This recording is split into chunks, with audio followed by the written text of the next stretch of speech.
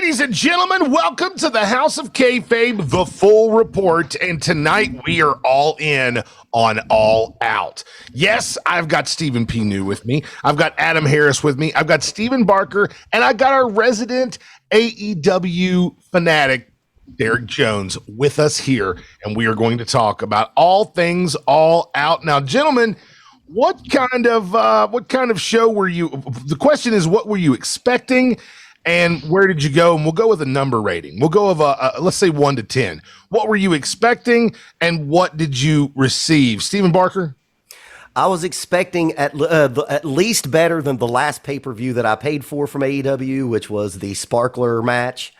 So if it was better than the Sparkler numbers, well, we're going to get into all the details. I was hoping if they could give me a 6 or 7, I'll be happy. I'd be happy. But what were you expecting? Like a 6 or 7. And you were hoping to get a 6 or 7, okay? And I got about a 6 or 7. And you got about a 6 or 7, okay? Stephen P. New, what were you expecting number-wise? I was expecting a 7 and got an 8. Oh, well, that's a good feeling. Adam Harris, what were you expecting? I guess I could go for that. You know, at best, I was hoping for a 7. I think at the end of the night right now, I feel like it was probably an 8 show for sure. Derek Jones, what were you expecting, and what did you get? When it comes to pro wrestling, I always expect a 5 because it could go either way. I got a solid 10. Loved it.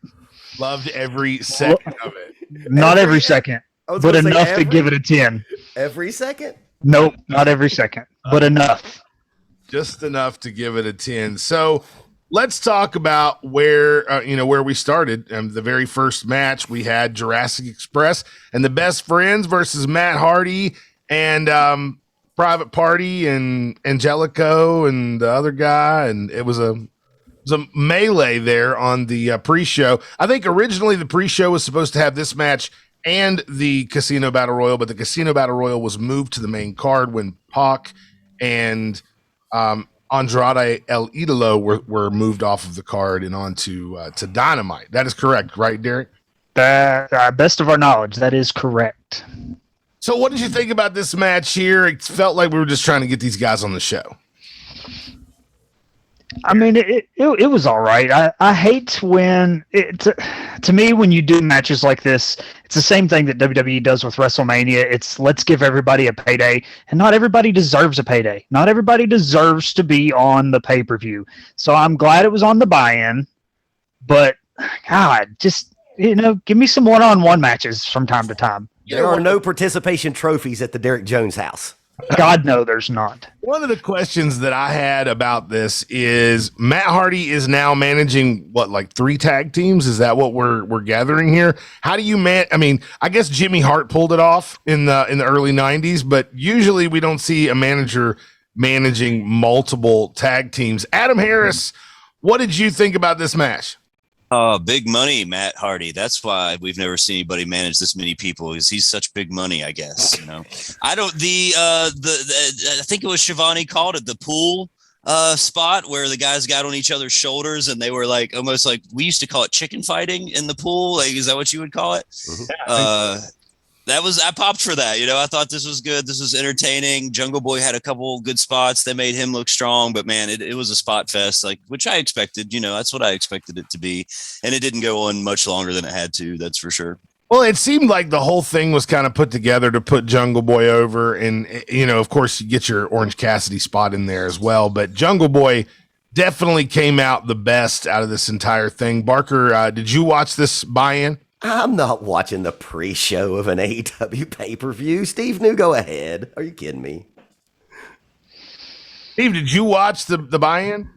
I did not watch the buy-in, but it wasn't because I wouldn't. And to echo what Derek said, if you're finishing a program with certain wrestlers, certain teams, certain grudges, certain angles, there are naturally going to be ebbs and flows of that. So somebody may just be wrapping up some kind of an angle and they not be on the pay-per-view. And this kind of seemed like just jam it in there. But I agree with Derek. You didn't have the Pinnacle or the Inner Circle there tonight, because they're kind of between angles, I guess you want to say. You know, there were a lot of people who weren't there, but if you want to get guys like, you know, Jungle Boy or somebody like that, you know, have them involved in an angle leading up to this. Yeah, by the end of this, we've seen the Butcher return. I know we've been asking about the Butcher and where he's been, and now he is back. And now the Blade has a reason to be called the Blade, and doesn't make little to no sense. Now, is the Butcher, is he still playing in the band? Like, he might have been on tour, right? He was. He was. Okay. I think that was the deal. He was on tour with the I actually band. have a Butcher story. I opened up for him, and I made him late for the stage because we were backstage at the green room, and we were talking wrestling, and you heard, like, amps turn on, and his manager run in the back of this place called the V Club that I play a lot, and he's like, "You're late," and he's like, "I don't care." He was just happy to have, like, a smart mark to fucking talk to. Yeah, that was a while ago. The guy's a cool dude. How about that group hug at the end? Was that necessary? A big group hug right at the end of the match. They were going for the best friends hug when the Butcher came in, right, and then knocked everybody down. And when they threatened to cut Orange Cassidy's hair, the entire locker room empties. You know, like, we can't let this happen. And, you know, there's no way. And everybody from the back, you know, emerges to make sure he doesn't get his hair cut, you know. So I guess they're going to build towards that. But then they did the hug anyway. It was like, how hard was this beatdown if everybody just got up and they all had the big warm moment at the end, you know, and zoomed the camera out, which I like, you know, I'm good down with that effect, but didn't make the Butcher's comeback seem very strong to me. Well, when we came back from here, we're going into the show, and Jungle Boy basically come out of that as the hero. I think we can all agree to that. When we come into the pay-per-view, though, we've got Miro versus Eddie Kingston, and I thought this styles clash was a really good mesh. I think these two had a really good match. I enjoyed this all the way through. Where did you sit on this match, Stephen Pinu? I'm a big fan of Miro. I don't know that I like this God's chosen persona. Favorite champion? God's favorite whatever. champion. That's a good gimmick. It's so good. I look, it's just maybe not for me, but anyway, I really like Miro. I love his in-ring abilities, but my God, when Eddie Kingston broke out, redeemed these nuts this week, you talk about popping. I thought, man, I don't care whether Eddie wins the match, doesn't win the match. You know, he was my star of the week for redeem these nuts. I loved what Miro said when he was like, "I only lay down for my wife after victory." In the hotel. The only time I go down is on my wife in the hotel. That was great. That's what I love, this whole thing that they're doing with him. But the class, or like the styles, the way that they fit together, it was a perfect match. Derek Jones, you're a Kingston fan. I'm not. Are you a Miro fan? I think you are. I am. I definitely don't hate on Miro. Big fan. He's got a lot of potential. I mean, could be a top heel in any company he goes to if positioned correctly. But I am a huge Eddie Kingston fan. Love the guy's promo work. I really love the way that they blended and meshed in this match. Not only their promos building up to it, but the in-ring work. Miro being cooperative with these suplexes makes Eddie look like a damn superhero. I mean, it was good work on both parts. I loved every second of it. There was a great false finish for Eddie Kingston that really got the crowd to the point where they thought Eddie was going to win. And that, we talk about in our group chat, we talk about false finishes a lot and the way they're used or not used or overused most of the time when we talk about, but that was perfect positioning for a false finish because people really thought Eddie was about to go over with that. For sure. The first time I ever seen Eddie Kingston, I knew that he was going to be a superstar. It was kind of like the same way that I felt about Kevin Owens. First time that I seen Kevin Steen, it was like sooner or later somebody's going to get a hold of this guy and he's going to do something amazing. And I felt the same way about Eddie Kingston, but then no one ever grabbed him. And now we're getting to see him actually perform on a national stage, and it's turning out that I'm pretty right. This guy. Did you see him on NWA? That's what I was about to say. That's when I really noticed I first him. saw him too. Yeah. Yep. Yeah, that NWA. I first seen him with Pro Wrestling Guerrilla like a long time ago. So that's when I was calling it. I mean, yes, he did some awesome stuff in NWA, but as far as on a national, I mean, even though it's the National Wrestling Alliance, it's not as national as something that's on national television. Right. Yeah, right. So we're getting to see. But that was my first exposure to him, and I echo what you say, Resner. If you don't mind, let me ask the group a question. Typically, you're kind of worried about losing a match or something like that. What does that do to you? Your persona, your next set of matches or whatever. I thought Eddie Kingston here doing the job on the pay-per-view to Miro, by the quality of the match that they had, he got elevated. Absolutely. In my opinion, Eddie Kingston, there was nothing negative in my opinion. Do you guys agree with that? That nothing negative came? I feel like he became a contender.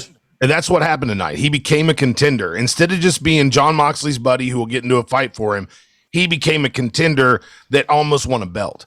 And that's a different place for Eddie Kingston to be in AEW. Well, you can feel how much the crowd is rooting for that guy. He's such an underdog. Totally. You know what I mean? He's not a body. You know what I mean? Like, this dude is not like somebody you would look at and be like, well, there's a fucking WWE superstar. Mm-hmm. And the crowd, I think that he's one of those cats that can just go have good matches and still look at the lights. And the crowd are still going to love him and support him, which to AEW's credit, that what makes that fan base pretty cool. So I don't because you can't do that at WWE.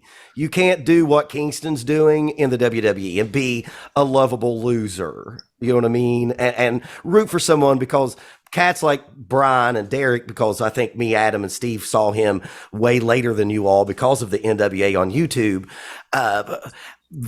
They like wrestling enough that they can appreciate, here's a guy that maybe he's not going to be a champion. He's not going to fucking be at WrestleMania ever. But because of his hard work over the years, you appreciate and are glad for him. It's like that band that you love that finally made it. Like, oh shit, I've been there since the beginning. I'm so glad he's there. And even when that band gets there, maybe they don't win a Grammy, but you know that they're paying the bills. It's that kind of thing with Eddie Kingston. What were you going to say, Derek? So I don't know if you guys listen to Busted Open or not, and I hate to put anybody else over, but I mean, it's a good show, and I listen to it pretty regularly. This is one of those moments where you hear Bully Ray say, one guy went over, but the other guy got over. And that doesn't happen enough, but this is definitely one of those moments where Miro went over, but man, Eddie Kingston, he got over. Big. Yes, Miro did get the victory, but we did see a new Eddie Kingston that we weren't used to seeing. And then we go into the next match. We've got Satoshi Kojima versus John Moxley. Did I say that right? Satoshi Kojima? Yep, Kojima. Oh, man, nailed it. Okay, I knew I would. Anyway, my question is why?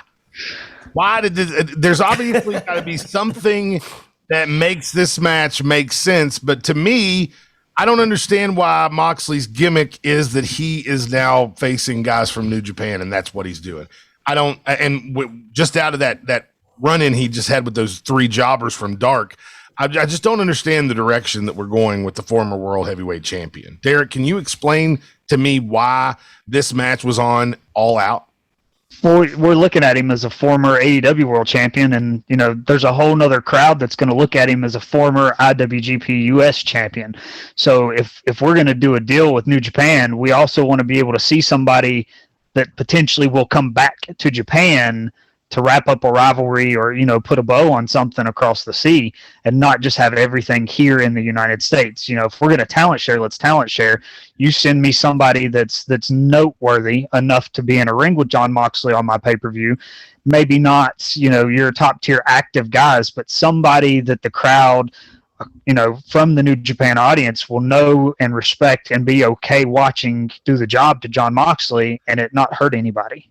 And that, ladies and gentlemen, is one of the reasons why Derek Jones is a mortgage holder at the house of Kayfabe, because he will bring perspective to you that you ain't going to get anywhere else other than the house. Here. I still have a question, though. Why are they not telling these stories on AEW television to make these matches mean more for the people who haven't seen that? They had to cram it in. They always have to, in the introduction, it's almost like they have to go through a laundry list of championships and companies they've worked for that you'll recognize, and I appreciate them trying to get that over. It's really hard for me. I'm not somebody who is familiar with Kojima. So for me, but they put him over in a way that maybe he seemed like, I don't know, as a Jericho like person, somebody who's been around for 30 years, still respectful and still can go, by the time the middle of the match came around, I thought, well, man, this guy's respectable. He definitely could go. The match was good. I have nothing bad to say about the match. It was a good match. What did he start doing? Wrestling when he was 7? He's been around. With gray hair in his head. He's been wrestling for 30 years. Well, Look at Jericho and Punk. They've got gray in their beards. That's true. Gray in their hair. That guy didn't have a single gray hair in his head. We also can't be too sure about these numbers as far as how many decades people have been wrestling. Like well, you said, I Wikipedia'd him because I didn't know anything about him. He's been wrestling since 1991. This dude is. Well, that's when OG. Jericho debuted. Yeah. That's when Jericho debuted. Yeah, I think this guy was like 50, 51, I think, because I know New Japan better than your standard WWE watcher, but of course I don't know New Japan as much as fucking Derek does.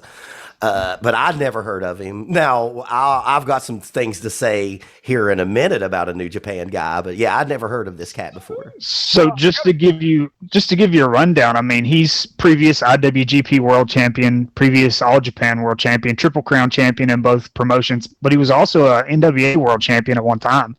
I mean, he won it off of Rob Conway, right? Oh, yeah. Nice.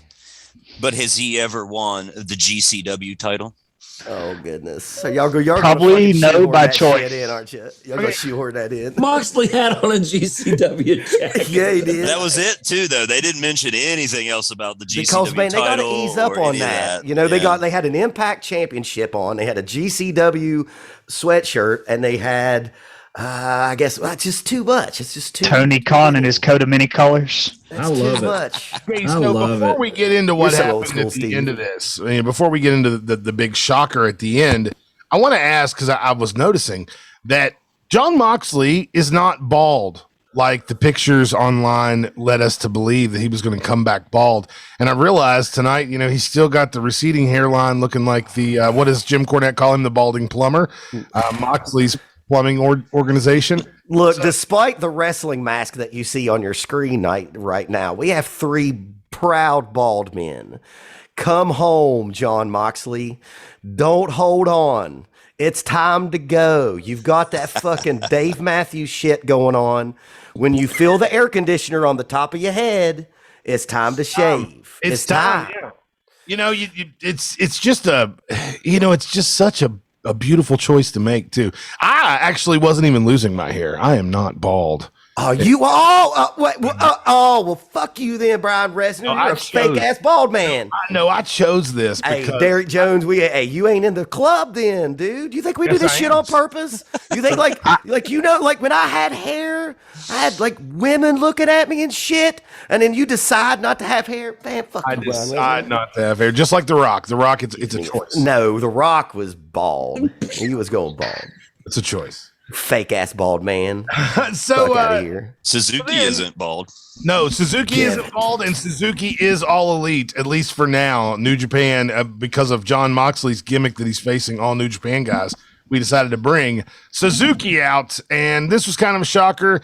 This match is going to be hopefully taking place nowhere near a Domino's commercial, since they're already anti-death match, because this is going to be a pretty hardcore deal. Yeah, but if you know anything about Suzuki, and this is a part of New Japan that I know about, because I know a lot about Mr. Suzuki, because being a big MMA fan, he is an originator, and Derek's going to back me up on this, on the sport of MMA. This motherfucker was fighting in Pancrase.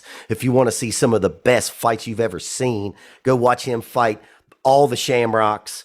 Go watch Boss Rutan beat him up. Man, Suzuki, he's the original Brock Lesnar. That's what's so cool about him. Now, he doesn't look like Brock Lesnar, but if you're in the know, he's a dangerous, scary motherfucker. We have lots of footage of him ripping people's arms and legs off. Minoru Suzuki is the man. Speaking of footage, has anyone here seen the footage of Suzuki beating the living shit out of Asuka? Yes. No. Is he giving her the respect slaps? Oh my. Listen, Is it the respect slaps? There is a video online. You can look this up. We will post it. Derek, make sure that you post it in the residence group after we're done here. And on YouTube, if you're watching, we'll put it in the description.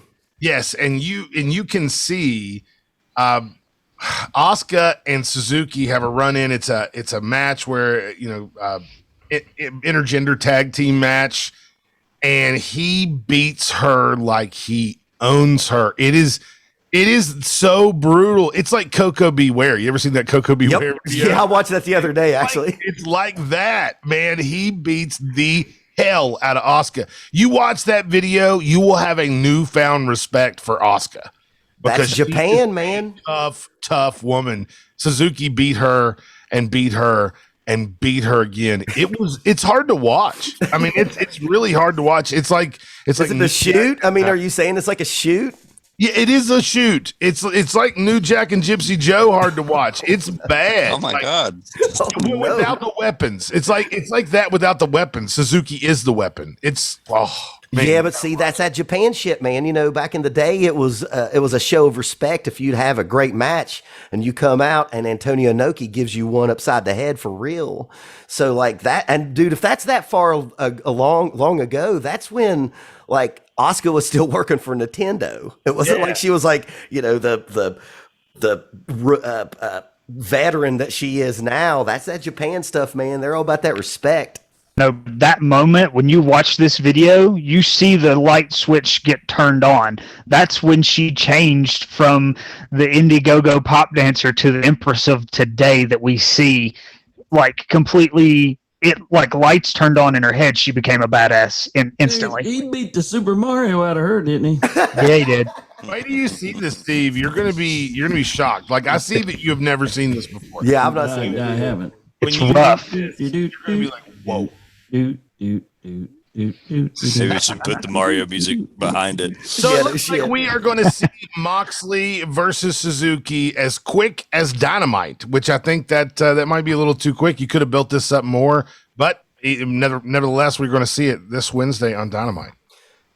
Kudos. I mean, look, man, I have made my bones on the House of Kayfabe for almost a year now. I think it's almost been a year of being the person that buried AEW, and I've been thinking about this today because I was like, man, this pay-per-view has the chance of being very good, and I better fucking show that I have some authority here. And on one of my first appearances, I said the thing about AEW is it's like a rock band. It's like a band. It takes a while to gel. Now, I'm not saying they're all the way gelling. And they've had some bullshit over the last 18 months or however long.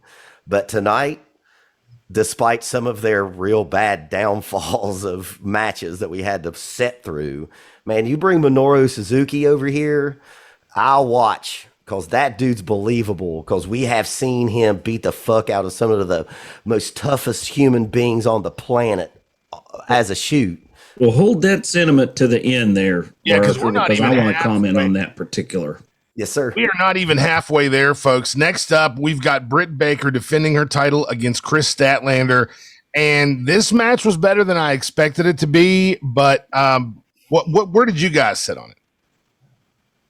I really liked the match a lot, and I got worried when I saw Rebel and Jamie Hayter come out, and then you had the Best Friends come out. I thought, man, this is going to be some kind of screw job ending when you just had Statlander elevate herself, because I'm telling you, she's improved so much from the times that I've seen her live, and it was just...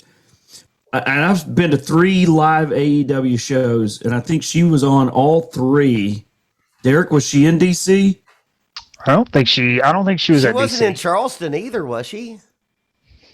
She was in Fort Lauderdale. She wasn't in Charleston because it was the dark stuff that we saw. She did do the dark in Charleston. I'm pretty sure she wrestled a dark match after. So I've seen her wrestle live, Botchamania. Early on, I just thought, man, she's missing her cues. doing some stuff. She was definitely in Miami when we went to Miami. She was definitely there. Yes, and so then she got injured. She's come back. She's had this great streak in 2021. She looks stronger. She looks leaner. She looks like she's gotten some better training in. I was just hoping for that not to be some screwy finish on the women's title match with Britt Baker. I thought she and Chris Statlander deserved better. So whoever booked this match, kudos, because I thought Statlander had elevated herself with that lift of both wrestlers the other day. I thought, my goodness, that girl has got to be strong right there. And then just, there was nothing really screwy from Brit either. She didn't need Rebel interfering or Jamie Hayter really interfering or, causing the distraction or anything like that. I just thought it was a really good match. And I don't know that it was the got over thing like the Miro Eddie Kingston thing, but I think needing 3 finishers to take Chris Statlander out also elevated her in this match. I would agree with that 100%. Barker, where did you sit on this match? This has to be tell me a better female match out of AEW. Yeah. This has to be the best, right? Agreed. The entire time that we've been sitting here, I've been thinking that, this is a really big evolution for the women's division in AEW, because at one time we had nothing nice to say about any female match that happened in AEW, and that has changed. Well, let's be easy. Go ahead. They brought in Serena Deeb right for a moment there, and Thunder Rosa had some good matches in there. The Thunder Rosa Britt Baker match I thought was good, but it had a lot of gack to it, and I was the same like Steve knew. I thought, when all those people came out that this was going to get funky, that there was going to be, way more overbooking than it had to be, but it wasn't. And even though there wasn't a lot of interference from Rebel and Jamie Hayter. From Jamie. Britt still got some heat, man. She was doing the dirty stuff in the corner, pushing off the referee, kicks to the face, getting frustrated, Britt's is fucking great, man, because even though the crowd is going to go DMD, they're still going to boo her, and they were getting behind Statlander the whole time. And I think says a lot about how good Britt Baker is becoming as a worker. Well, and it's one of the things that I go back to, and I agree with you, Adam. I think this was the best women's match in AEW since Thunder Rosa Britt Baker. But God, you knew who the heel was, didn't you? And you knew who the babyface was. That helps a lot. I was about to say that. Who was it? Cody you knew that Miro was the heel, and you knew Eddie Kingston was the babyface. Same thing with Statlander and Britt Baker. You knew who the heel was. Even though she gets the cheers and the DMD as a show, like basically a show of respect, it was great traditional wrestling. Well, who was it that said that came out and was like AEW's, their response to that is heels and baby faces don't exist. Who was that? Was Cody, right? Well, I think they've been saying that. Figured, by God, they figured that out real quick. Because man, tonight we had heels and baby faces at every except for one match. We had it. Their AEW is just as traditional as fucking WWE is right now. When in that account, more so, Derek. This was one of the best women matches I've seen in a long time, not just for AEW, but just one of the best women's wrestling matches I've seen. Women have a great disadvantage in the world of professional wrestling, and it's body size.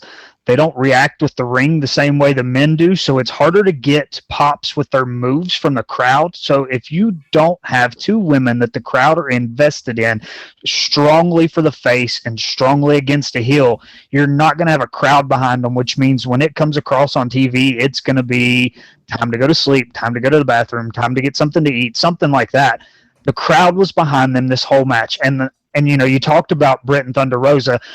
I wasn't even 100% behind that match. I don't think there's been a women's AEW match this good since Nyla Rose and Riho wrestled in DC. And when we were there, that's probably the most energetic crowd I had seen to that point for a women's match. People were on their feet almost the entire match. It was so weird They were so invested to see Riho beat Nyla Rose, just like everybody was invested in hopes to see Chris Statlander dethrone Britt Baker. It was such a good match. And can I say, the assistance from Rebel to put on the glove needs to stay. That little spot, that needs to be in every one of her matches. That just donning of the glove from my outside person. I don't have to pull it out from nowhere. I'm not going to put it on. I'm just going to put a hand out. She's going to put it on me, and I'm going to put away my opponent. That needs to stay forever. It's just like warming up the sweet chin music. Sacco, I'd be an even bigger fan. I'll tell you that much. So one thing I want to mention while we're sitting here talking about the card as we go down the line, I have to give points to AEW for their structure. The structure of this card, it was put together perfectly so that you could go up and down and up and down and up and down and out. And it was a very perfect build. We go right into the middle. There's a lot of matches on this card that could have been the main event. And this is one of them. The cage comes down. We've got the Young Bucks versus the Lucha Brothers for the tag titles. And this match was everything that you would want from a Young Bucks Lucha Brothers match. But it was also so much more. I really enjoyed this match. I was all about it. I love the spot with the thumbtack shoe. Everything about this match I was a fan of. Stephen Barker, you sit on a different throne here. What did you think of this tag team cage match? When it comes to Young Bucks matches, other than that FTR match, which I loved it. I put it over. We've got evidence. I've never liked the Young Bucks. Has nothing to do with the God Emperor, because I watched the Young Bucks in Impact or TNA, and I was like, this sucks. I've never liked them. I'm not sold on her minus Lucha, if you want to do it correctly, actually, because it's, Lucha Brothers. But man, except for that, I just, I'm not into any of that hardcore bullshit. I like blood, and it was a cool way to get blood. And it was the first time I really thought, and I'm not a big Mexican wrestling watcher. I've never really noticed or seen like that much blood from masked wrestlers. So yeah. I dug that. Penta looked really like brutalized. Right. He looked like he got brutalized. Here's the problem, and I said this to the woman when we were watching it, and I know that that's what those matches are supposed to be.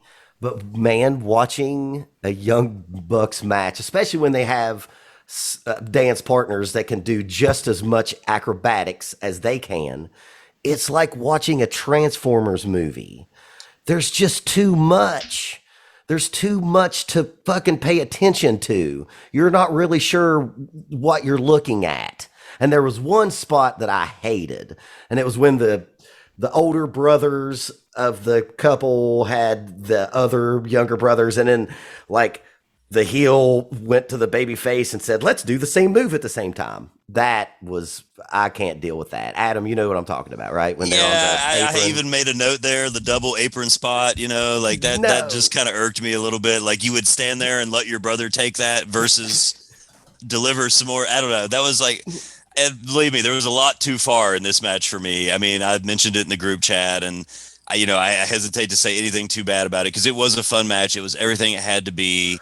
The tossing of the shoes into the ring was like just such a dramatic moment, almost like putting on the glove for Britt Baker. It was like had to have this huge launch, and man, good thing he nailed that too, because that would have been a Botchamania clip from all times if it had bounced off that cage or not made it into the ring. Well, there's still a botch because he didn't catch it. Top. Well, but the's still a botch because just right there on the ledge on the top. But it's still a botch because he didn't catch it, because those guys are fucking nerds and have never caught a baseball. So they still caught it. Full of a shoe with tacks on it. What if I wouldn't have caught it for nothing?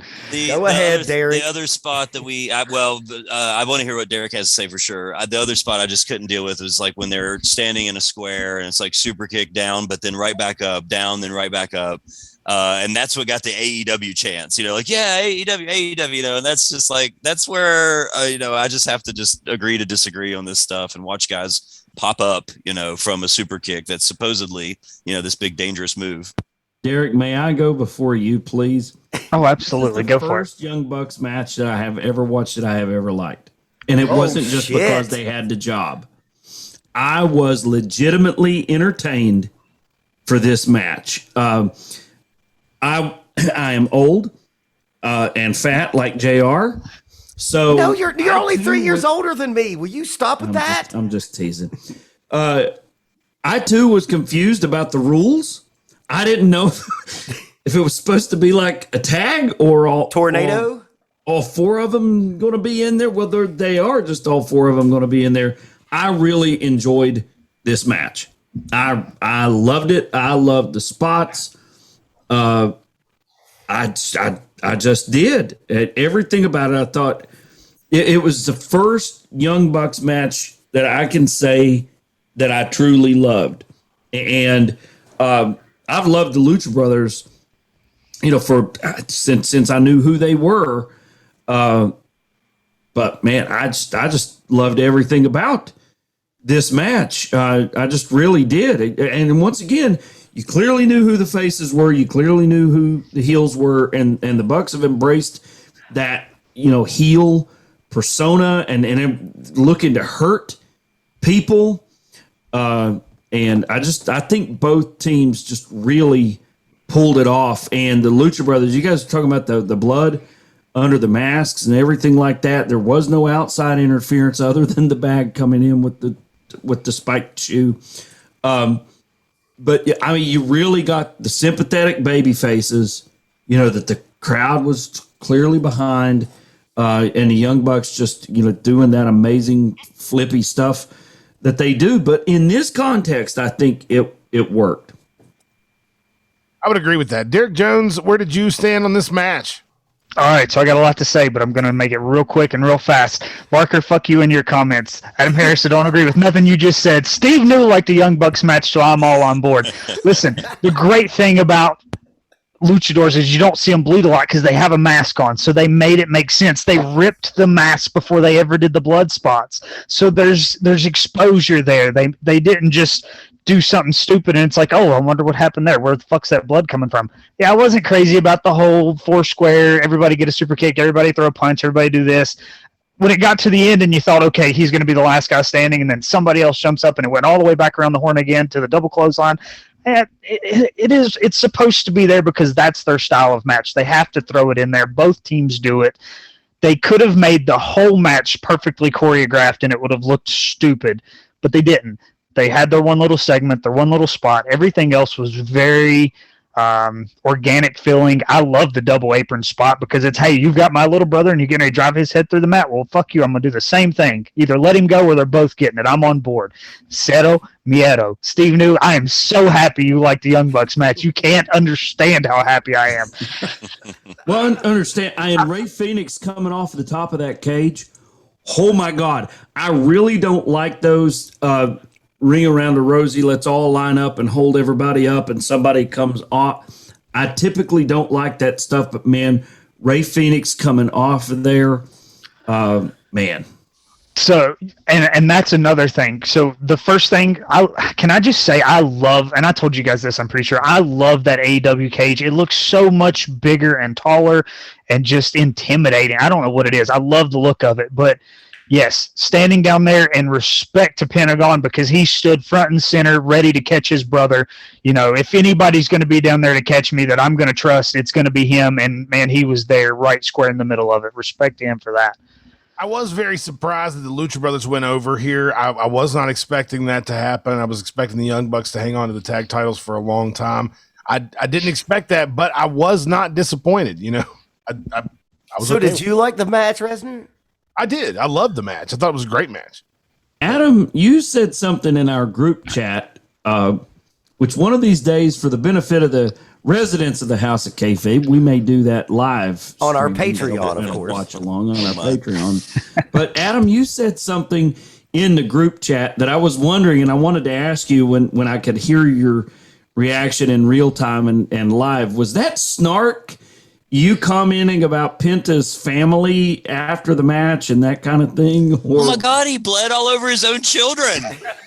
Oh my God, that was who insane. amongst us hasn't? How Adam. I mean, heartwarming, right? seriously. Yes. Oh my gosh, like That was I seen like that Mick comment Foley's too. family was all backstage, right? Like he didn't like that time The Rock gave him 16 chair shots. Well, they he went didn't, like, go backstage over and because hug they his were children. horrified. They didn't want to stay there. They Of were course they they were side. were. They were on ringside before that. And they should have shown that later. Like they should have said, "Hey guys, earlier we had a match of the century, and here's Penta sitting with his family. They were so worried about him, they came backstage." I think apparently they were supposed to actually join him in the ring, and something happened with that. If He you did notice, look like he was motioning, he was right? motioning Yeah. for them to come into the ring, and then something happened because you seen Phoenix and the other guy jumped out of the ring really quick after that, and then Pentagon got out of the ring, and then he went over to hug his family. Like, Well, but he yeah, didn't have Penta time. had been waving the family up, and the one little girl was crying really man. hard. No, And then he bled all over. So if you guys watch, pretty much any match that those guys are in AAA, after the match, the family comes to join them. So it's one of those things, they're making it a tradition for them, for the little girl. But I guess they didn't know if AEW was going to allow it or not.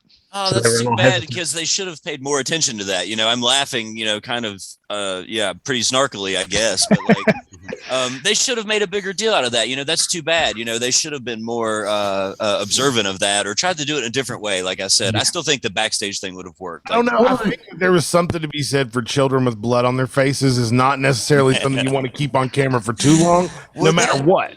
Would they show that on Dynamite? Like seriously, like would they have that on TNT? I don't think that they could. I mean, children with blood on their faces is never really PC. I mean, TNT had Lord of the Rings on like a couple weeks ago. I guess that's true. foul. There's a lot of death on Lord of the television. Rings. I mean, damn. But dude, people what's got more upset about a violent? pizza cutter. I we mean, they talk a shouldn't have lot been. Well, about- they should have been upset about the pizza cutter. They should have been upset about Nick Gage being on television. For sure. This is a great match. I thought, and Barker did not think, but I regardless, didn't hate it. it was a good time. So now we go into the Casino Battle Royal, which is all female this time, and I could tell that a lot of these females have never been in a battle royal before, because there were a lot of people in this match that a lot of times looked very lost. There was a lot of females in this match that looked like they had not been in matches before, much less a battle royal. Are you kidding me? That was fucking terrible. Derek Jones, I'm going to give you the first crack to defend this match. He's against- not going to. I know Derek Jones isn't I going did to. not think this was as bad as you're acting. So it got a little jumbled at times. I'm not going to say that it didn't, but show me a good battle royal that doesn't get jumbled at times. There are moments in every battle royal where you're supposed to be looking at these two over here, and all you see is that guy over there just laying in the lazy forearm. It's like, man, what's he doing? Why can I not stop watching this when I should be focused on this? And that's Barker. He's always focused on that guy over there. He's probably the one that exposed the original Dark Order guy laying in the lazy forearms to Dustin early on in AEW. But I mean, my goodness, it was rough. Poor Brandon Cutler. Question I have is, what the hell was Rebel Wilson doing when she was trying to do a split on the rope? And That looked awkward as shit. what the hell was that? Like, what was She was going trying to on? be sexy, because anytime we see a girl do a split, it's sexy. It's supposed to be. It just looked like fucking she awkward. It looked like she accidentally did a split, and then she got kicked. I mean, it just didn't make any sense. Like the whole spot. Well, I mean, none of this fucking match made sense. It didn't have to make sense because it was there for the sole purpose of Ruby Soho. Of AEW know what, incels before getting we to ta- see hot girls. Before we That's talk the about only Ruby reason it was Soho, there. I gotta say that Jade Cargill really showed her ass in this thing. That she looked like Kevin Nash walking around that ring. She was She so didn't look much that bad. bigger. Oh man. She was much bigger than everybody. I just mean the size. Oh, Wow. yeah. So much bigger here's than the everybody. thing. Derek's right. You've got rules to a battle royal, and you've got to have jabronis thrown out. You've got to have the guy or the gal who stays around from the 1 or 2 position a really, really, really long time. Then you got to have a monster come in and clear out 4 or 5 people. That should have been Nyla Rose or Jade Cargill. Why did we lose Abaddon so early? I feel like Abaddon could have stayed. That didn't make sense to me either. You know, I expected her to have a good run, and this is one thing I'm going to make sure I say is because they did the 4 levels, right? Like there's, all 4 classes. Why not tell the story of, and I think I made notes here that, and if I'm correct, Bunny stayed in the longest from the first group, right? They should have been telling that story. Like, if you're going to have these people come out like this, it needs to tell a story, at least one, like I said, and it could have been Nyla Rose, who, like you said, came in and should have cleared house, then should have been like, there's no one left from the first 2 rounds, only the, diamonds remain or something like that. That being said, man, they tried to give everybody a spot, and I just would like to say, Kira Hogan got taken out way too soon. She, I think, is an amazing star, one of the best people on Impact, and she was in and out, and it was because you almost missed her entire appearance because they were doing everybody's music, and they were trying to cut, and it never worked. They never showed the person entering when the music was hit. Like Riho got thrown out, and the announcers were talking. Well, did Riho just get eliminated? I think she did. I'm not sure. Did we see it? I swear, I think Riho went over the second rope. I don't know that she went over the top rope. I don't know that she did either. And maybe that was part of the rules. Did they ever say the you have to announcer go over was the so top rope? Riho is out of the match. I mean, it was like they couldn't even undo it at that point if it was messed up. This was a mess, and Adam actually brought it up in the chat. One of the biggest problems is a lot of the camera angles. They were not giving you, this is the thing you should be looking at. And I hear what you said about me, Derek Jones. I heard your little burial. But the thing is, you just saw this big-ass fucking ring. Look, when Kane shows up at the Royal Rumble, he comes in and he throws 12 motherfuckers out. And you see Kane throw 12 motherfuckers out. So you can say what you want to about Derek Jones, and you're probably right and maybe not. But they just showed this big-ass ring with a bunch of bullshit happening, and they didn't tell any story. And you're right, the bunny, and Stephen P. knew the answer to your question is yes, she's hot. Funny-looking mouth. Have you seen the rest of her? Well, yeah. Then there you go. That's the answer. That's the problem with having 4 people come out at once, because you're trying to get 4 musics, 4 entrances, and they all want to do something when they get in, which is what you should do. Isn't it? Well, however many it was. Yeah, whatever it was. Yeah. Well, having so many people come out at once. It brings me to the high point. What Derek Jones said was the high point, and the whole reason for this entire match was to bring out Ruby Soho. And Ruby Soho, of course, used to be Ruby Riott. And the biggest thing for me for this match still is, according to JR. Well, did he call her Ruby Riott? At the very end. At the very end. I missed that. So the biggest thing for me was hearing Rancid got a paycheck. Yes. Lars and Tim got paid. Yes, anytime that Lars Fredrickson and Tim Armstrong could get money, I'm for it. Because, man, I mean, we're going to talk about too much music about on this, but like Rancid's one of my favorite bands of all time. And the thing is, she was called Ruby Riott in the WWE because Rancid has a song called I Wanna Riot. Like her whole career has been, Rancid centric. So yeah.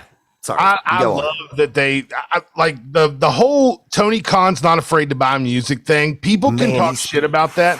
They can talk shit about that all they want, but when it comes down to it, when you've got that many people singing songs that they know at a live event, they're having the time of their lives. People Makes love a huge difference. People love. And let's just go ahead and be honest, Brian. I don't mean to interrupt you. I don't think that whoever from Baltimore, was waiting around. Those residuals from that Crest commercial wore off about 25 years ago. Okay. I mean, so Jungle Boy's got Baltimore Tarzan Boy now. Derek Jones, like it or not, people sing along with Wild Thing. Jericho's got his own music. I have issue with that version of Wild Thing. Fantastic. It's the Joan Jett version, right? I don't think it is. It's not her. That's the one he should be using. But anyway, to your point, Resner, absolutely kudos to Tony Khan for real music. And Jim Watts' name at the WWE has done a great job coming up with some iconic self-owned WWE themes through the years.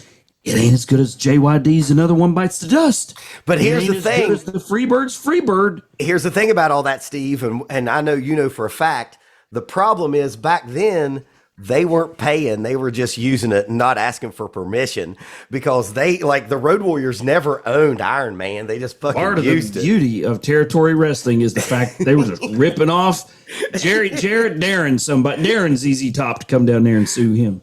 But I love this. Love Ruby Soho. Derek, how dare you comment about the young ladies? No, she can't help that. Kudos to her. What lady?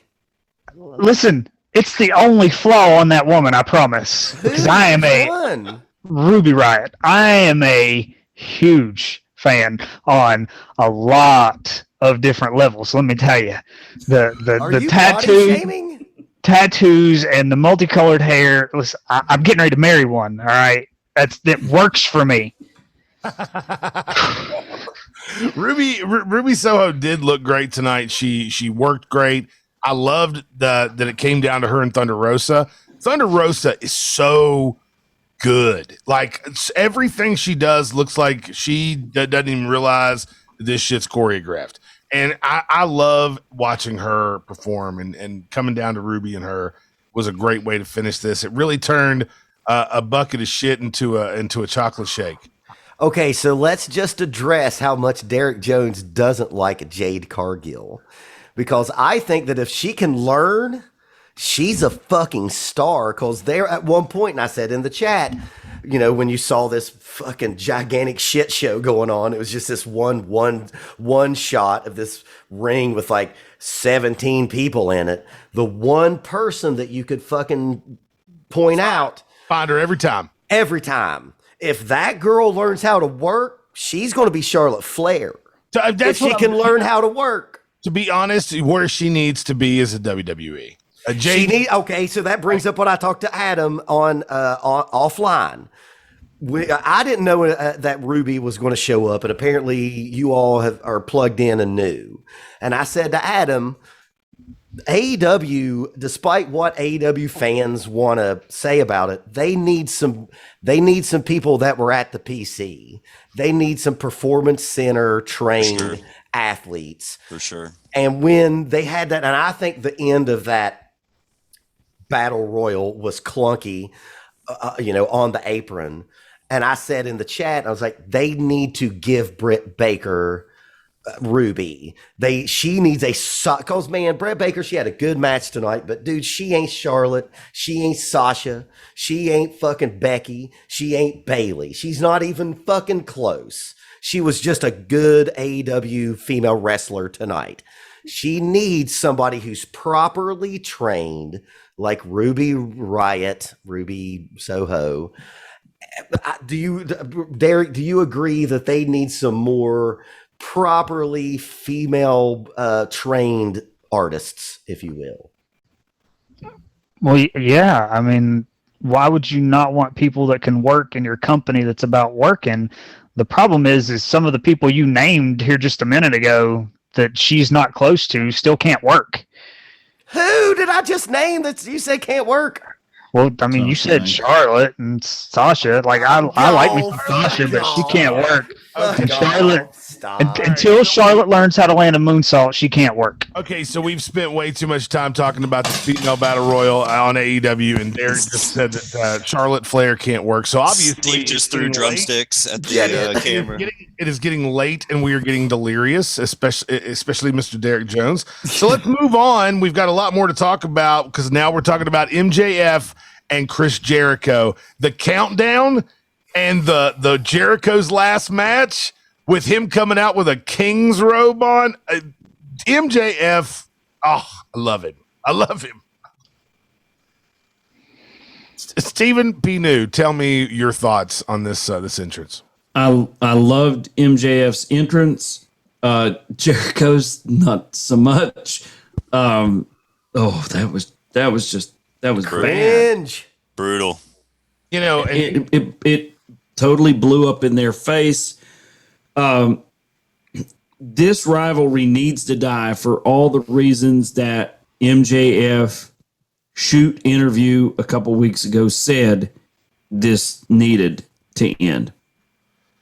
Interesting thing before we get away from the entrances, we had the guitar player from Fozzy, who's also the guitar player from Stuck Mojo, playing Jericho to the ring.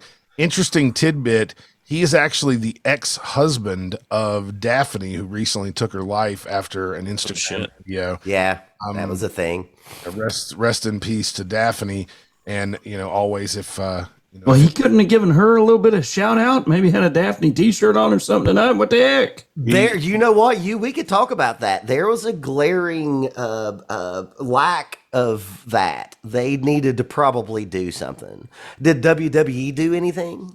No, I don't think so. See, that's not right. They needed Probably to do they something. did on Instagram. Everybody did it on social media. Yeah, on socials. That's not enough. Of all the things they talked about during that battle royal, you think they would have mentioned. And Does here's anyone the know other if thing: is I don't Impact know. Did Impact do anything for her? I haven't got to watch Impact. I know they. Do people sure if they watch did. Impact? I On would social think media, that I'm sure they Impact. do. I would think that Impact would do something for her since she was an active competitor there.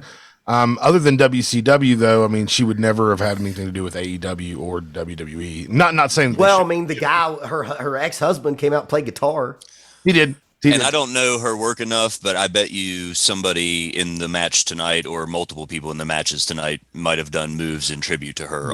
We might find that out. Mm-hmm. Now that's the downer part, but let's just bury that fucking intro that Jericho did. I Holy think cow. I could totally see that would have sounded really good on paper. Like, hey, let's do this. Let's bring out the guitar player. Let's let the people sing the song. But to do it properly, they really needed the whole band. And where they didn't have the whole band, the crowd couldn't keep up because they couldn't hear the changes like they would if the whole band was there. So it was like singing karaoke, but with just one instrument. And it just did not turn out to be as good as they originally thought it was going to be. Shows You how always important the need the rhythm drummer. section is, isn't it, Barker? That's what I was about to say, You man. need That's a what happens. bass You ain't and got a the set of drummers. drums, son. by God. You know what? That's 100% true. As a singer, without the drums, it's hard to keep. It's hard to keep in line where you're supposed to be, and that's exactly what happened with that crowd tonight. And the bass is really heavy in that Judas song, if you think about it. That boom, boom, boom, boom. Well, that bass is real Bum, heavy bum, to cover bum, up the bad bum. singing that's going on in that song. That is a great song, and I do not hate on Jericho's rock career like you do. I think. Well, let's go ahead and hate on this match. Okay, so I guess we'll start with you, Barker. Obviously, you didn't enjoy the match, so tell me why. No, Jericho. The original ending to that match was perfect. It gave MJF the win, and then it gave Jericho the out for it not to be his retirement match, because we all know, and for the record, I know that Adam Harris, who's a decades-long friend of mine, and Derek, who is a weeks to months-long friend of mine, I know that we all here love Chris Jericho, but he has been fucking up for a while. That whole 5 labors thing was a fucking disaster. They didn't need to do the, I'm going to retire. He just needed to come out there and stare up at the lights. Come out there and do the fucking job. You're 50. This man's 25, and everybody knows who's seen MJF that in 5 years he's going to be fucking headlining WrestleMania. So just go ahead and be part of the stepping stone. But he's a fucking egomaniac, and he just can't do the original ending was perfect. He wouldn't have to retire because we all saw that he didn't really lose, but MJF did win. And I said in the chat, and we talked about it so much, fellas, that we're going to have to make it part of the fucking Patreon. And it's going to be an upper level. You're going to have to spend 2 to 3 digits to get in that fucking thing. But I said, if he Just doing doesn't it do for the free in the residence group, but whatever. well, I mean, yeah. But I said, if he don't do the job, I'm not going to forgive him for that, because that's what he should be there for. He's 50. He's on the fucking decline. Elevate everybody that you can, because people elevated him. You know what I mean? He's been, and he loves the business, and we know that Jericho does, but he's a fucking rock star egomaniac. And the original ending of this was perfect, and then they had to fuck it up afterwards. All in all, I thought it was a good match. I thought Chris brought more than he has brought lately. You know, and I think he was deserving of the "you still got it" chance. It was a better match tonight, and I think it was because of Max. It was a better match out of Jericho than I have seen him have in quite a while, and I thought it went along with that. Well, all the pressure is on Jericho, you know, to perform, and I thought he did. I rather liked the match. One thing that I noticed is MJF can really work, and you kind of forget about that because he never wrestles. We never see MJF ever wrestle, and when you do see him wrestle, then you actually get to see that this guy could actually go. Derek Jones, when you seen this match, are you on the same page as Steven Barker or in a different lane? So I don't know. I'm not like an over the top Jericho fan. I have a lot of respect for Chris Jericho and his career. You put him on your Mount Rushmore on our Mount Rushmore episode. I truly, and I said it even in the chat, against my personal feelings, I truly think Chris Jericho is legitimately the GOAT of professional wrestling. I think he's done it enough and with enough different people and enough different companies at a different level and a different character without ever changing the structure of Chris Jericho to be considered the greatest of all time. It doesn't mean I'm the biggest Chris Jericho fan. It means I can be realistic when I say that I think he's the GOAT. It's just the way it is.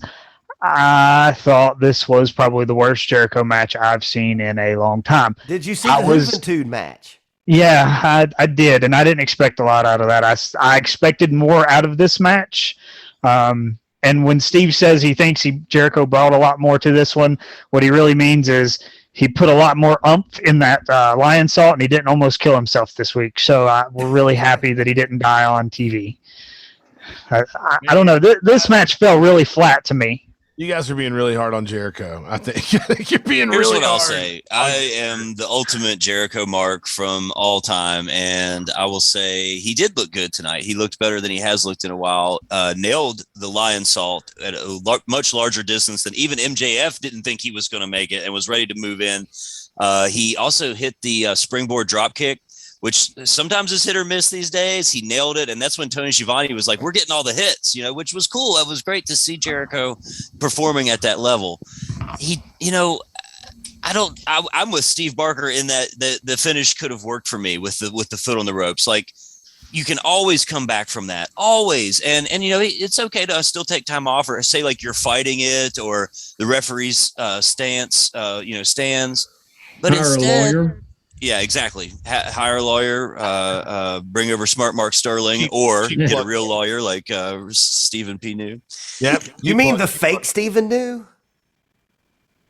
No, that guy is not pulling off Stephen P. New. I've seen him on TV, and I always think to myself, why don't they have Steve doing this? Man, you better be glad you can't sue for fucking gimmick infringement.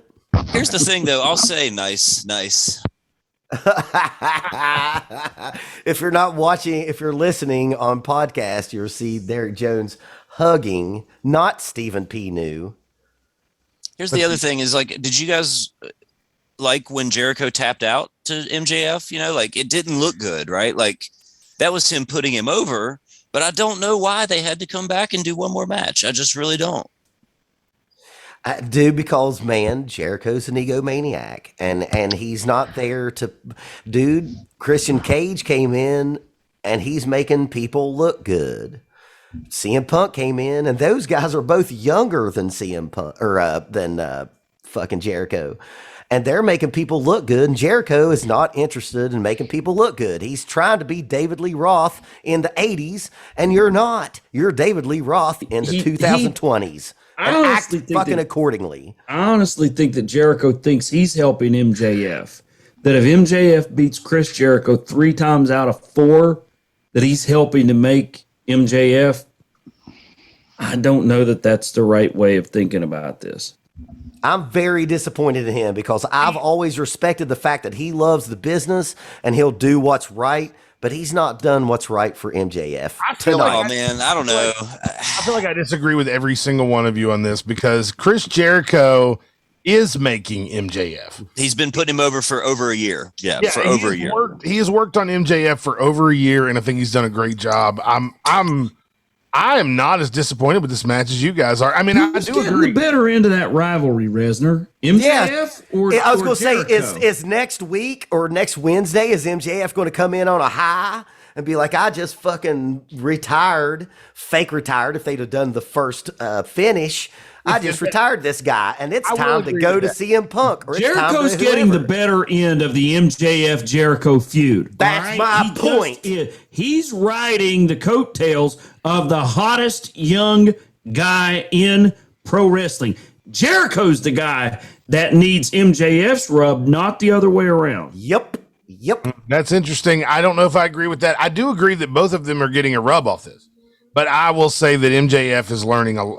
He is learning things that are crucial to his development. I believe that he's really getting something out of this, even though you guys don't believe that. I agree with you, Resner, and I agree with Barker. He'll still be headlining WrestleMania if that's his future in 5 years. It doesn't matter win or loss tonight. In the big picture of things, they'll say, "Man, him and Jericho worked together for a whole year back in AEW." You know, When they make his documentary in 20 years, that'll be a snippet of the documentary. Well, you know, I do agree that the finish should have stayed. You know, the finish was good. You did not have to redo that finish. I will agree with that, but I'm not going to sit here and say Jericho is an egomaniac and not doing what's right for the business. I won't agree with that. and having Hager and Wardlow battle also, I just want to say, was just like too much. What did that make any sense at all? Like, where did they come from? You didn't need to see Hager that time, It distracted Aubrey. right? Get him, Derek. Hey, wait, get him, Derek. So the reason for the Wardlow, Jake Hager, so who come down to separate Wardlow and Jake Hager but officials, and the official had to be there for the first finish of the match, not to stand. Oh, shit. You couldn't have just had an extra ref at ringside. That shit don't make sense. No, Oh, no. shit. Yeah, no, you're right about that, except that back to the original point is that the finish should have stayed. Just have the rope, have Aubrey not see it. You know, there didn't need to be a referee there. Yeah, but y'all gotta let that go. That ain't happening. Well, another thing that I would agree with that you guys said is that CM Punk is making people look good, and we seen that in his very first match coming back. CM Punk versus Darby Allen, first match in 7 years, and honestly, he didn't really miss a step. He showed me everything I wanted to see and made Darby look like $1 million. This whole match was great, and I really enjoyed it. Let's hear from the non-CM Punk fan from Steve and then Derek afterwards. Well, as I said in the group chat, by God, a professional wrestling match broke out in the middle of an AEW pay-per-view. There was a collar and elbow lockup to start the match. Yes. And then there was a go-behind and hammer locks and headlocks. I mean, and then they got into some of their flippy stuff and off of the top rope and, you know, the near miss go to sleeps, which I really loved. Man, what a match, though. I mean, I don't care how many minutes it was announced for. It didn't seem like it was as long as it was. And, I mean, Punk can talk about his own conditioning or training or whatever. Whew. For a guy who hadn't done that in 7 years, he sure didn't appear to have ring rust from where I was sitting. Well, CM Punk got over, and as you say, Darby Allen, or what CM Punk went over, Darby Allen got over, for sure in this match. Well, and I stand by what I said a week or two ago. I think Punk chose Darby Allen due to size and maybe the ability to do some things, because Punk wasn't going to come in and throw around Wardlow or the Murder Hawk or anybody like that, Miro. That's not who he should have had for his first match back. Darby Allen's how big, Derek? About 150 pounds, 155 pounds, maybe? I think he clocks at 170. He's not real big. Oh, my left ass cheek. I don't bigger think than he's Darby 170 Allen. close. But to anyway, 170. I'm telling you, this match was perfect for CM Punk's return. It just was in terms of opponent. You didn't have to have a ton of heat. It didn't have to be a grudge match. It just had to be a great match coming back, which I thought it was. Yeah, it was great to see that. To see that he can go. Did he make amends with you, Resner? Did he make back up with you, honey? He did. Well, are you all together again? He made back up with me when he showed up. I forgave him, even though I still remember. Okay, so wait a minute though. Before we go to Derek to get his thoughts on this, if y'all to watch that fucking interview that I sent that Derek bitched about, he was on Renee Pasquiette's fucking podcast, whatever her name is, Jan's wife. He said that he would have been back earlier, but he didn't want to come back without fans. He said that like the whole part of wrestling and as a musician, the whole part of being a musician is the feedback and that back and forth. So if we would have had fans, Brian, you may have got your love back maybe a year and a half ago, or March 18th of last year. So you may have had him earlier. It seems like he'd been ready to come back. If you watch that interview, and y'all, I posted it, so y'all should watch it as much as Derek bitch about it. He talked about, I wanted to come back, but I didn't want to come back to an empty arena. And he did say, God love to everybody who did it, did empty arena matches. But for him being an old school mentality, it's about, the back and forth. So if it wasn't for the pandemic, we may have got CM Punk 18 months ago. Okay, we will post that video in the House Kayfabe Residence group on Facebook. If you're not a part of the House Kayfabe Residence group, make sure you join the Residence group and you will see the things that we talk about here on the show. Derek Jones, CM Punk, first match, 7 years. How did you feel about it?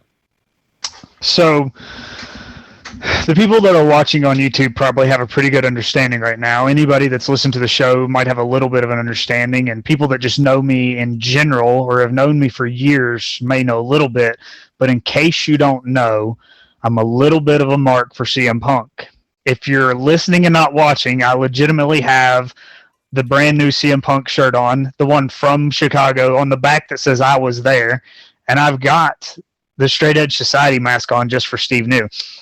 I'm turning into his Excalibur because I know he doesn't like the mark in a mask at the commentary booth, so I'm going to be the mark on the podcast. He's growing on me with the mask. Okay, so out of the way, I'm a huge CM Punk fan. I probably could have seen no wrong in this match, so I tried to be very diplomatic watching it. I seen him miss two very easy things.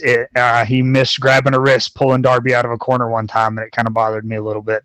I probably overanalyzed this match a lot, but as a whole, I don't think anybody in this chat and probably anybody listening to this will understand just how genuinely happy I am to watch this man wrestle again. It's so good. The match was good. He couldn't have picked a better opponent to start off with. And like you said, Steve, he didn't need a big guy. Let him shake some of the rust off first. He needed somebody that he could work a little bit. And like you said, by God, I wish Darby was a little more vocal in the ring, because him holding on to that hammerlock, I just wanted to watch him yell, "Wrestling!" every time he reversed it and come back around the corner with him. And the transitions when, Punk's trying to get out and Darby's just floating with him. As a shoot wrestler, riding somebody's hips and taking control of a body like that, you appreciate the ability and the skill it takes to follow somebody. And watching Darby do that they did it for 3 or 4 minutes of just, transition holds. Man, it was good. It was so good. Like, I want to try to put this match over more and more, but I don't want to really get way deep into the rabbit hole. But I'm just telling you, like, this match is what, you asked earlier what the rating of the pay-per-view was, and it's 10 for me. It could have been this match. I would have watched this match, and still it's a 10, because that outweighed anything bad that happened in those other matches. This match was my 10. Adam Can Harris. I add one more thing, Resner, please? Sure. This match was the exception to mine and Barker's typical rule of you got to have a face, you got to have a heel. This wasn't a grudge match, and I don't think that it needed to be. I think Sting being in the back was a good thing. And you knew that Chicago's going to be behind Punk more, but they didn't really boo Darby Allin, if you think about it. They booed him once. He did something when he came up to he acted like he was going to do the GTS, and they did boo him once. Well, that's just good, smart ass right there. He should have kept going, though. I think he should have kept going. Yeah, I mean, but my point is, ordinarily, I think you got to have a baby face and you got to have a heel. You didn't need one for this match to be great. Adam Harris, what did you think about this match? I can be quick on this. I mean, I agree with Derek. It was exciting to have CM Punk back. It was no longer than I expected it to be. It went just the right length for me. It was the perfect opponent. I kind of wish there was more of a beef, like more of a personal grudge versus but I agree, Punk would be a fan of Darby Allin. They are similar styles. And so it makes a lot of sense.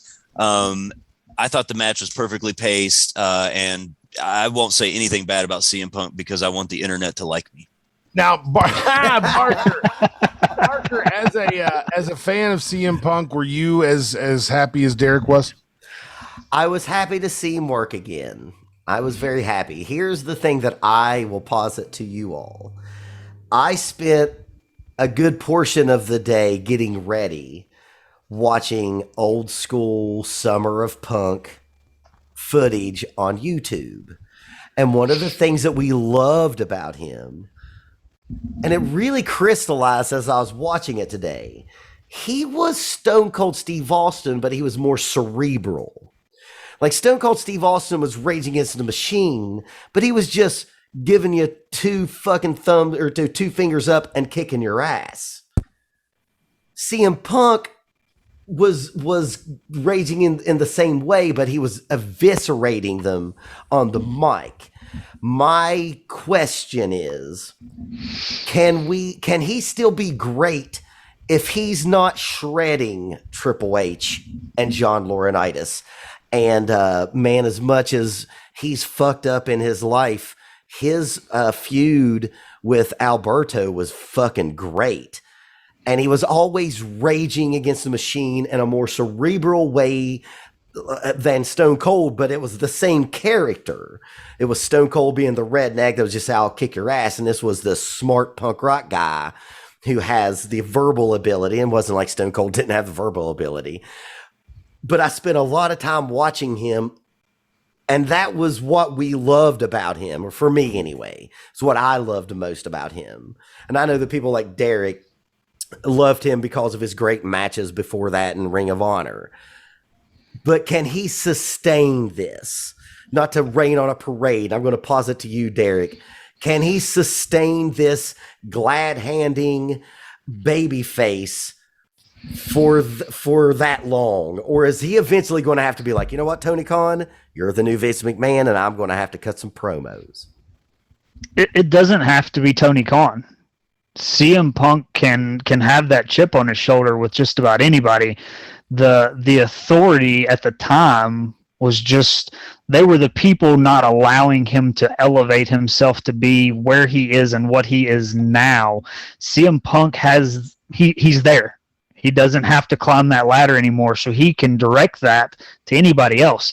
I mean, you have the perfect opposition since Jericho didn't retire, the guy that promotes his own alcohol product against a guy that's still straight edge. Well, you do have that, but you also have the fact that the elite are all vice presidents of this company. I mean, you have your machine to rage against. So are you all agreeing that for him to stay relevant and interesting and over and so historical, because let's be honest, if he had never done the Summer of Punk and fighting against John Cena, he would just be another indie darling. But those 2 years put him on another level. And those last 7 years of people begging for him to come back would have never happened if it wasn't for those 2 years fighting against that machine. So are you saying that he does need that machine? I'm not saying he needs the machine, but I'm going to say that he has it if he does. Okay. Exactly. Fair enough. Spot on, Rez. All right. Fair so enough. Well, we come out of this match, which we could talk about CM Punk wrestling for the first time in 7 years for the next hour and a half if we really wanted to. So how long has it been since Paul White wrestled? Does anyone know and care? No one knows. No one cares. But we then go in to see Paul White versus QT Marshall. Marshall. Excuse me. Sorry. QT Marshall versus Paul White. And I will say, I want this review of this match to be as short as the match was. Paul White looked bigger than we've ever seen him look. And I know that there was talks about him cutting weight and him getting more toned, but right now he is definitely larger than I've seen him at least in a very long time. Would you agree with that, Stephen Barker? Dude, he looks bigger than when they sent him to OVW. He looks bigger than he did then. And like, he doesn't need to wrestle. Big Slow doesn't need to be on your fucking on your TV. Adam, when was the last time you're like, you know what I need? A Big Slow fucking match. Oh man. Even when he was like the Big Slow and he was like wrestling The Rock, did you need him then? Even then? He's always going to be, to me, a believable challenger. Like, he'll always be a believable threat, but he'll always, be able to take the fall. This match should not have been any longer than the promo package, right? Like, the package was as long as it needed to be, or shorter, right? Like, it should not have been longer than the package. The one thing that you say, okay, sure, we don't want to see Paul White wrestle again, but I'll tell you, if you have heard, talk about Mark Henry as well. Mark Henry as an interviewer is maybe one of the worst things I've ever heard in my life. Like, it's so fucking awkward from start to finish, and he never knows what to say. He always asks the wrong questions. It's not second nature to him. Some people can do that. Some people can't. He cannot. Paul White is okay on the mic when he's doing the play-by-play and stuff like that, but then they show the booth. And you see this giant man who's twice the size of both of them beside of him. And it just looks weird. So at least Paul's doing the job a little bit better than Mark Henry. And I'm not saying that Mark Henry is necessarily doing a bad job. It's just not his job. Who would you rather watch wrestle? Mark Henry or Big Slow? Mark Henry. Exactly. That's my point. I'd rather watch Mark Henry all day. I think Mark Henry's last run as the heel that retired and then turned on John Cena and all that stuff. That's the guy right there, the silverback. That's the guy. That's who you want to actually wrestle in AEW, not be a commentator. And the same thing with Big Show. It's like I would much rather see him wrestle than I would see him in the commentating booth. But I don't know that. I mean, I don't want to say I don't want to see Big Show, because I don't want to diss Big Show. I mean, he's got his place in history. He's got his place in like Goldberg. He's definitely a better option than bringing out Oldberg. But yeah, for sure. But I just this was definitely it took a long time to get through this, even though it was a really short match. I was expecting a couple headbutts to the other guys and a big choke slam, 1, 2, 3, and we're done. And we're headed off to the main event. And that's really exactly where I want to go, because there's not much more to say about this match. It was a squash match. It was just a squash match that took too damn long. We go into Omega versus Christian, and I will tell you guys, I really loved the matchup. I loved the packages going into the matchup. I love the fact that Christian beat him for the Impact Championship before this matchup happened. Everything was built right, and this match really reminded me of why I love Christian so much. Stephen P. New, what did you think about this match? I want to make Derek Jones come over here and hug me and not just hug Smart Mark. I really liked this match, and I don't like a lot of Kenny Omega matches, but he matched up well with Christian Cage, and they put on one heck of a world championship battle tonight. And you had the little bit of stuff, with Don Callis on the outside, but not so much that it detracted from the great wrestling that was going on the inside. The only thing that I could say negative about this match is that someone must have just showed Kenny Omega Family Matters because he cracked two. He cracked two Steve Urkel jokes. Come on, man. Two Steve. One would have been great. One would have been good. I didn't hear the second one. I only heard the one. Now, he said one during the match, and then he did one after the thing. When he jumped off the apron and broke the table onto Christian. I do that. I do that. And I was like, was that a Steve Urkel joke? And I didn't know. I didn't know if it was a Steve Urkel joke until the end when he cut it again and did the same. It was like, did you not hear me do this really outdated joke? Well, here we go again. Boom, let me throw it out there again. I mean, and I wasn't even that. I laughed in the group chat, with the botch off the ring railing. He did deal with it pretty well, though. Botch collector. He did so well with that botch. When he jumped up to get in position to do that moonsault and slipped off, you could see, and he reacted properly. No, true heel would have blamed some fan standing there and then correctly done the move. And then he did it in a way, he redid the move in a way that was harder than it would have been before. Mm-hmm. It was, and he did it good. The guy is talented. He is, and it showed it tonight.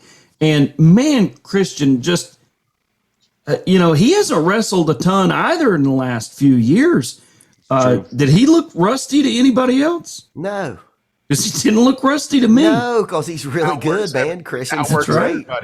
Outworks everyone. And we could, this is just like the CM Punk match. We could sit and talk about this match and how great Christian is and how perfect of a title defense this was for Kenny Omega, but the real meat and potatoes happened after the bell rang. So we see Kenny Omega keep his championship. He retains the title, and we hear Adam Cole's music hit after the Elite are gathered in the ring, and Adam Cole comes out. This was, first of all, huge pop for Adam Cole. People who think that Adam Cole, like people over in the WWE, I'm sure were very shocked at what a big response Adam Cole got. And you couldn't have done it any better than to have Adam Cole turn heel as soon as he showed up. It was a perfect way to bring Adam Cole in and to make him a part of this. But did you expect the heel turn right out the gate, or did you think Adam Cole and Kenny Omega were going to be, going head to head next? What did you think, Derek? I absolutely expected the heel turn because Adam Cole's Bullet Club. He's part of the Elite. He's one of the original cast members of being the Elite. He's in that group of guys. He is. So at one point in time in the Indies and Ring of Honor, there was a team or a group called the Mount Rushmore of Wrestling, and it was the Bucks and Adam Cole, Kevin Steen. Like he's in with those guys. If it wouldn't make sense to put him against them right out of the gate. It felt wrong to even think that Adam Cole is going to be a babyface because he's not a babyface. He is a heel. He is a heel all day. He's a heel. He's so good at it. Stephen P. knew when Adam Cole's music hit, and we knew that Adam Cole was about to walk down. What did you think? I thought, and I said this about Punk's appearance a couple of weeks ago. For people who love that stuff, I'm glad for them. I mean, I don't dislike Adam Cole. I think he's a good wrestler.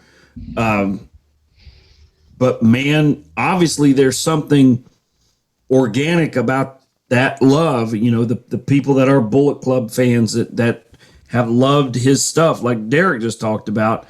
I was really happy for them. And somewhere in Stamford, Connecticut, somebody's sitting there wondering, how do we let him get away from us, pal? Look at. Yeah, exactly. That's exactly what I was thinking. Like, you just let this guy go, and he shows up the way that he did it to let his contract run out, so he had no non-compete and just show up. To me, there was no doubt he was going to show up tonight when I heard about the no compete not being there, because how could you miss the opportunity to put him on television immediately after he leaves the company? Yep. And all the guy wanted to do was stream on Twitch.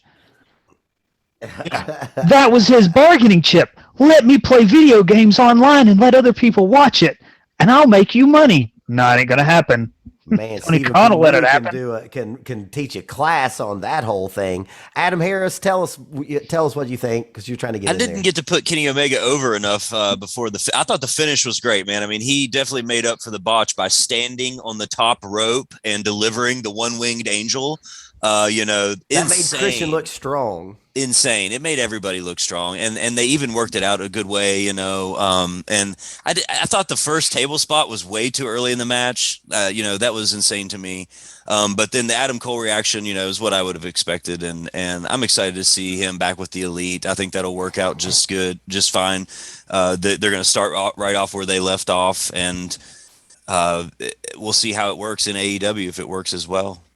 So my first thing was when I saw Adam Cole, and this might be terrible, and kids, if you're watching and listening to this, don't do drugs. But I was like, man, I hope AEW doesn't have a wellness policy, because that's the only thing that's keeping Adam Cole from being like the next biggest thing. Because, dude, Kenny Chesney, Kenny Omega, he looks like an athlete. Man, Adam Cole was painfully thin. I know for a fact that Brian Lesnar hasn't been in a fight in a while, and he'll fucking destroy Adam Cole. Adam Cole has to look bigger. He's going to have to get some protein. He's going to have to get some shakes. Maybe he needs to have some Mexican fucking vitamins. But that's what I thought. Like, if he could just get a little bigger, because he's the same size as Shawn Michaels, but Shawn Michaels still was shredded and looked good. Adam Cole, man, he looks like a really shredded Mulkey. I'm sorry. Just for the record, I would totally job to Adam Cole no matter what. But I will say this, that I think that this was a great way to bring Adam Cole out. The super kick and join him back up with the Elite. Everything's awesome. Arms are up. Everything's great. And then we hear the flight of the Bumblebee. No.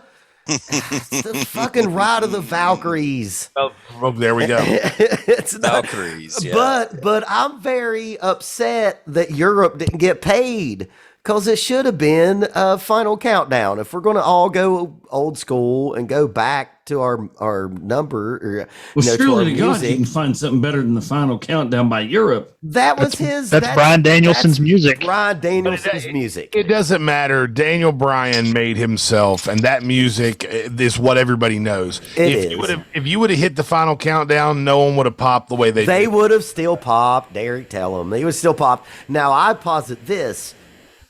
Was it too much? Did they make Daniel Bryan's come out not as big as it should have been, because it was right after Adam Cole?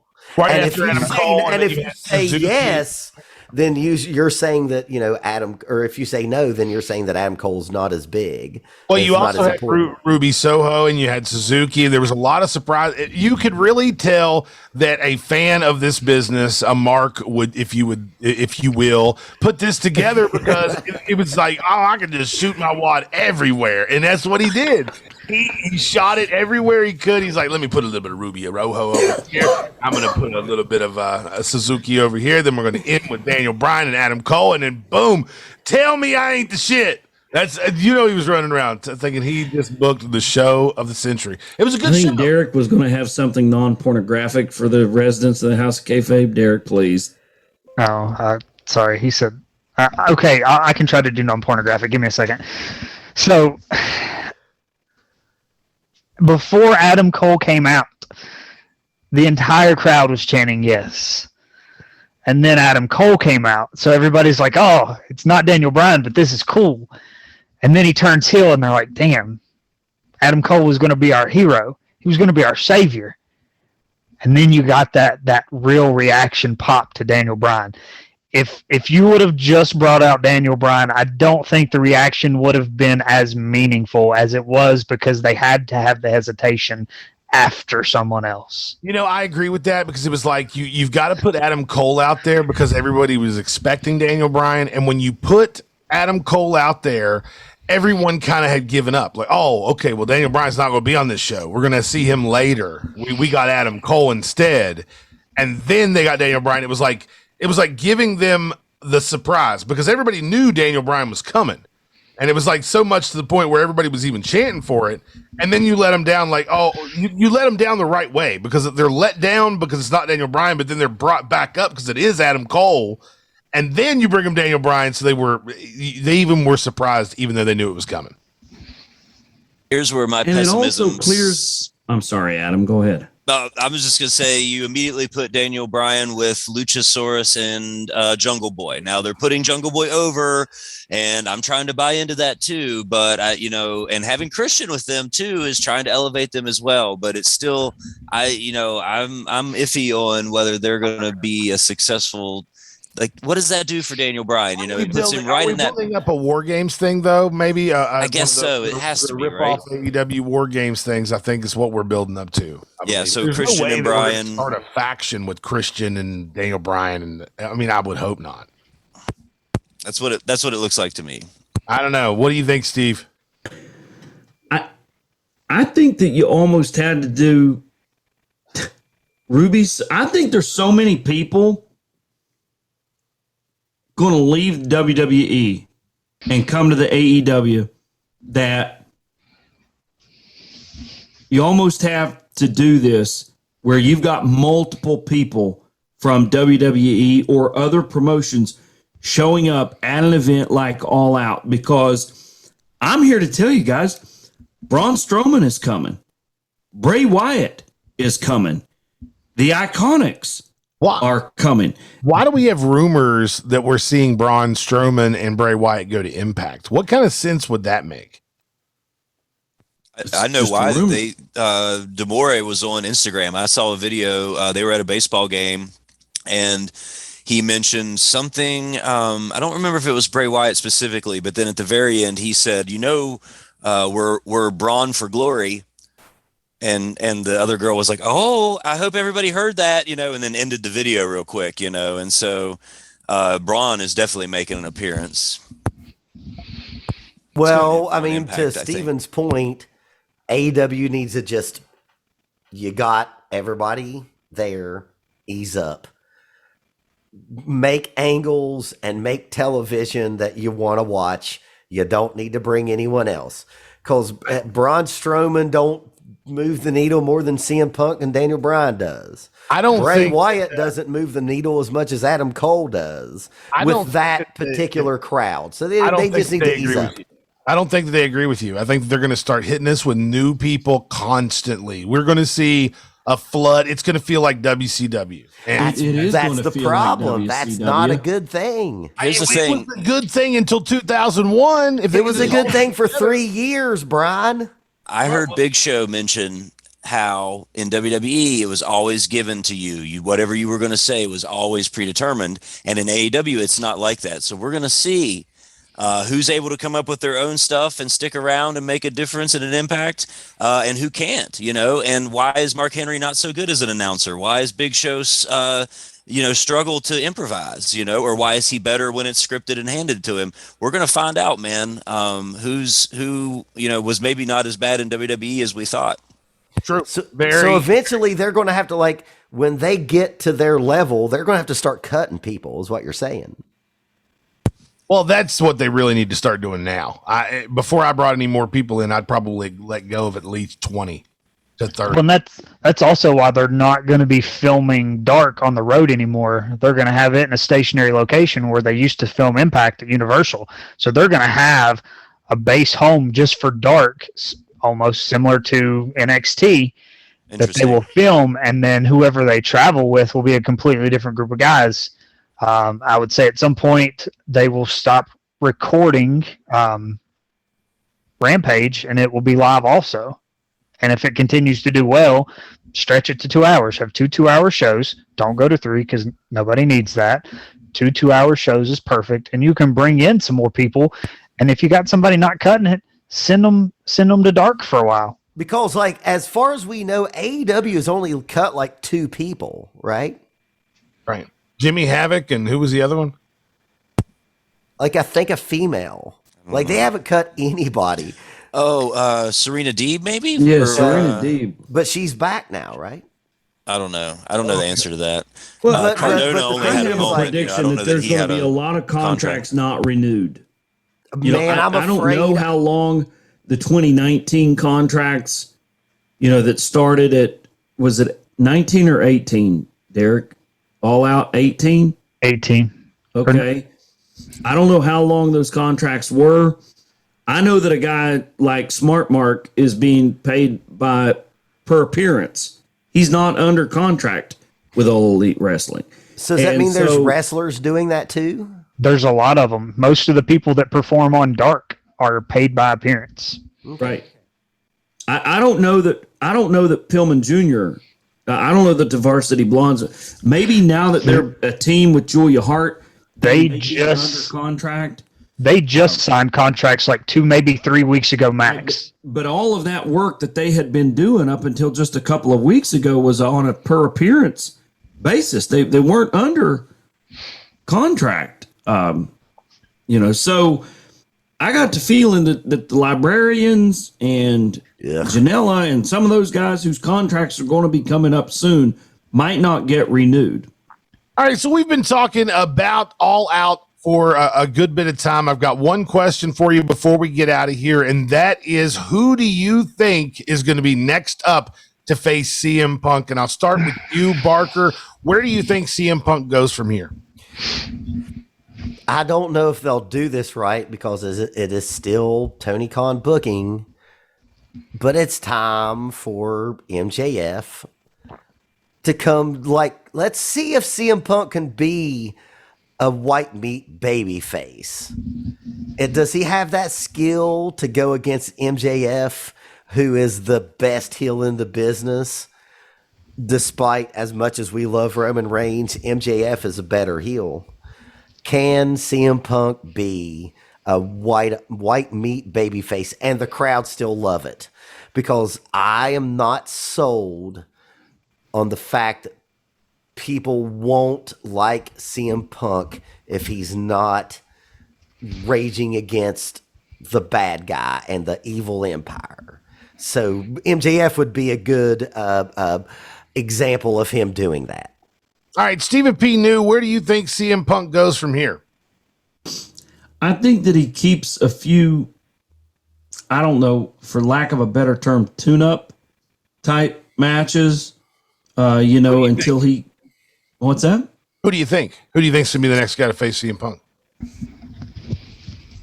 I could see a Sean Spears type guy, maybe, or somebody like that, who's really good in the ring. But it's inconsequential. Well, yeah. I mean, actually, Spears comes out looking better in that kind of a thing, and you're not doing any damage to Punk to have him engaged in that kind of a thing. I could see him having 2 or 3 Sean Spears type couple of matches each until he's ready to maybe, I don't know, if it's MJF, I don't know, Miro works or something, All right, so Adam Harris, where does CM Punk go from here? I could actually see him pairing up with Sting and Darby now, and then getting into some sort of a 6-man with, was it Everrise? Is that the tag team that came out that Darby saved him from? Yeah, 2.0. They were Everrise in NXT. I could see that, turning into something for a few matches, like you say, getting tuned back up. Ethan Page and Scorpio Sky are out there, and then also that Paul Gilbert guy. Is that the name of the coach who was there with the MMA guys tonight?